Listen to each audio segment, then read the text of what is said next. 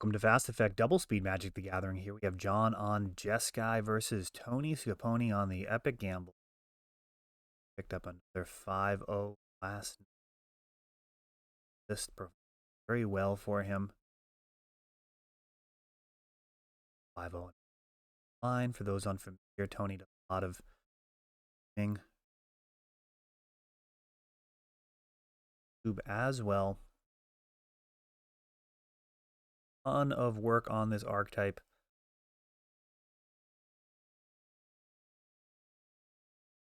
Fence grid is a real pain. They're forcing John to brainstorm main phase. Not want to be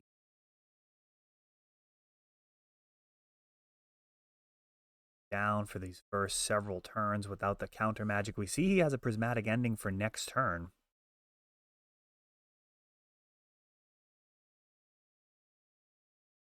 Get rid of the defense grid, but those relays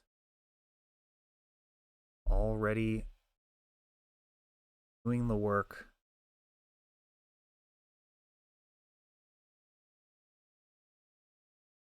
See just a comical amount of card advantage garnered from those early relays. And now another defense grid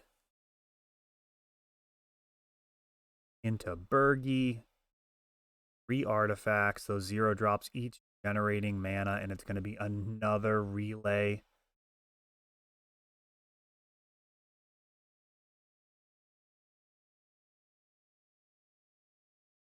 No, it'll actually be Horn.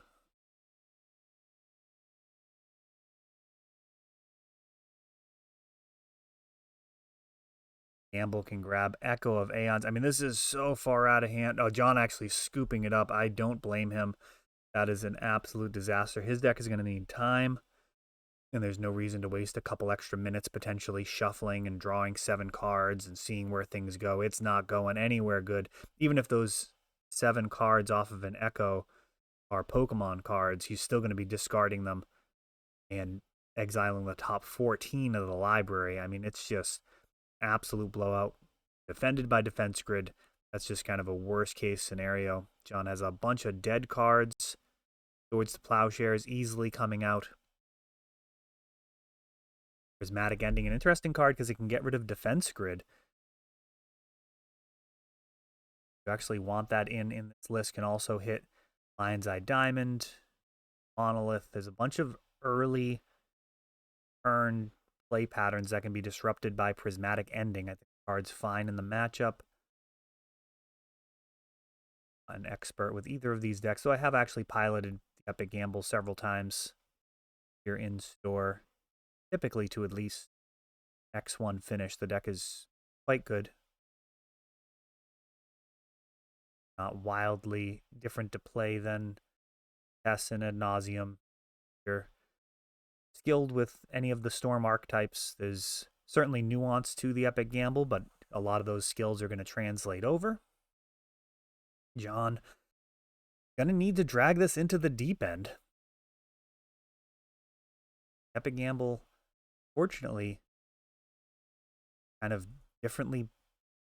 positioned differently than many other combo decks because of Galvanic Relay. The ability to kind of have these explosive turns. If you can't close out the game, like if you were just attacking with like the Wandering Emperor's tokens or something, it can be pretty grim. The massive explosion of card advantage that the deck can create, essentially uncounterably. Yeah, Flusterstorm is a card, but doesn't always line up very well with Storm. Got extra mana they can pay to keep those copies around. Got a mull into Force and Spell Pierce. He's going to hope Tony kept a hand with Defense Grid. That Spell Pierce here. Counter the next important spell. There's a Surgical. Now, I don't actually love Surgical.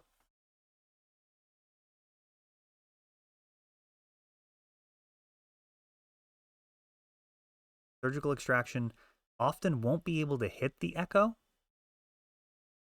I think the game plan in general would be to bring it in for Echo of Aeons. However, very often Tony will actually have priority with that Echo in the graveyard. That he can just cast it, and Surgical won't have the opportunity. Empty the Warrens. Jamming here for 8 goblins. Rite of Flame, Lotus Petal, Chrome Mox, Empty the Warrens. 4 instances of Empty the Warrens, the original, plus the 3 copies. It's going to be 8 goblins. It looks like Spell Pierce is going to stop 2 copies of, or 2 goblins from entering the battlefield here. One of the copies will be countered.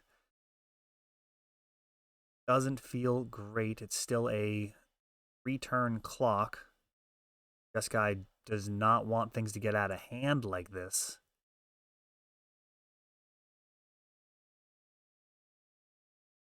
Ponder. Expect Supreme Verdict available here to clean up this mess. 1-for-1 trades with stuff like Prismatic Ending, not super strong. Oh, Mentor in hand. That could actually down. Spell Pierce potentially giving some extra time. Is a Mentor. Defense Grid's on the other side of the table. A Mentor could make enough tokens. Stabilize the situation. The Mentor itself is a 2/2. Tony doesn't have an answer to Mentor. He just stabilize here.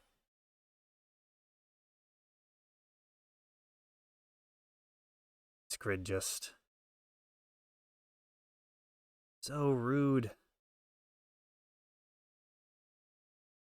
Something like a surprise blocker with the Surgical Extraction not an option.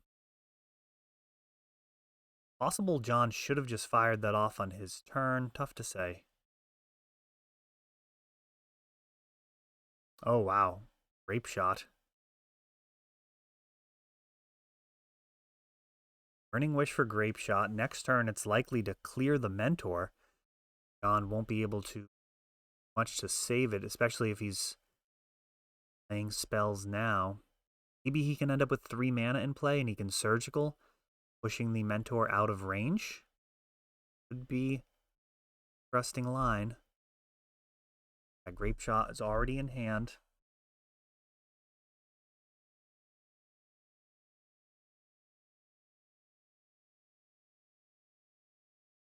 Dramatic Ending.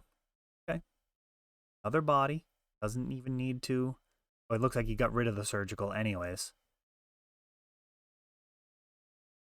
Free spell.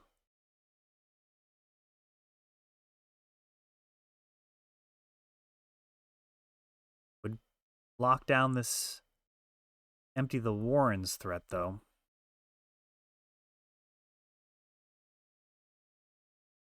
Other body, making those other monks capable of surviving combat. Again, being able to respond to Grape Shot could be very important.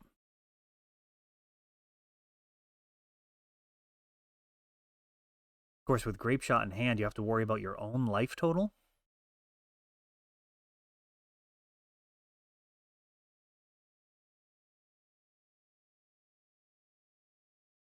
Rite of Flame.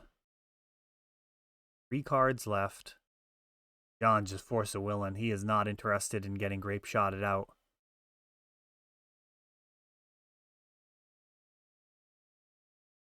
Another monk joins the fray. Force of Will.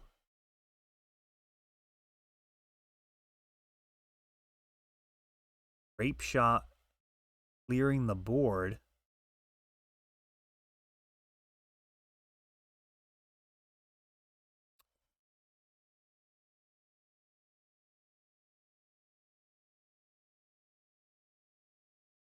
Down to just 1. This pair of goblins going bell to bell as the Epic Gamble outgrinds this Jeskai build.